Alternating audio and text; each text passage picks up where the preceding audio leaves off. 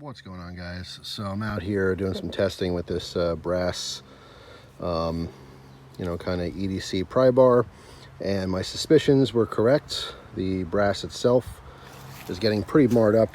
They're coming close. You can see it's getting a little beat up on the edge there, that top right corner, and that is specifically with staples. It's the first thing I thought of for testing. This is something that's pretty common, especially among some firearm owners. If you're shooting, maybe using some natural targets, you might want to staple your targets up and remove the staples as opposed to just ripping the paper. So, give you a little demo here. A regular old staple gun. Staple them to the tree. Just 2 spots. That's all that's necessary, really. All right, grab my pry bar, and we want to get them out. Now this end is already on an angle, so I want to use kind of the pointier end. Push it under and pry, and come back on the top with that blunt end. Go the opposite direction.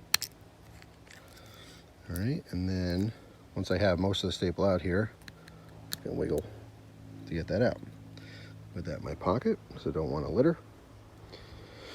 And let's try the other one here.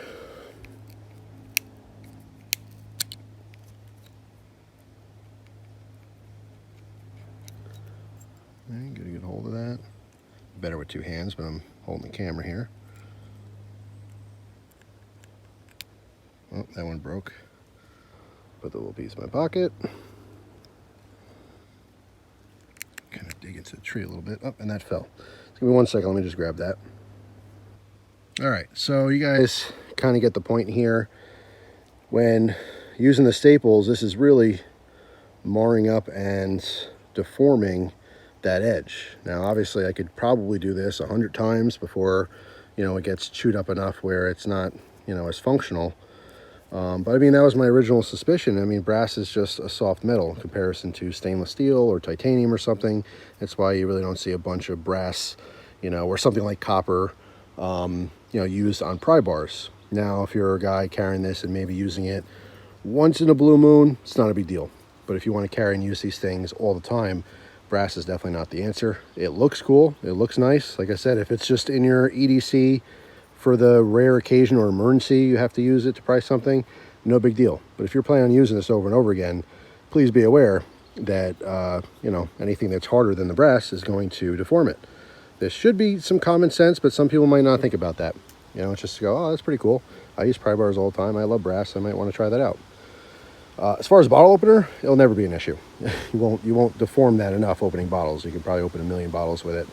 But again, just as a pry bar, be very aware that it's going to get a little jacked up when you're using this with harder materials. And I think it's very common to be prying things that are also metal. Aluminum, stainless steel. I don't really see you prying things that are titanium very often. But I don't know, just something to consider if you're going to go with a brass pry bar. Overall, though, it's pretty comfortable. It is very, very effective as well. It's just over time that's going to get chewed up, just like I thought. That's all. Thanks for watching. Hope you guys have a wonderful day. I'll see you tomorrow with a brand new video. Take care.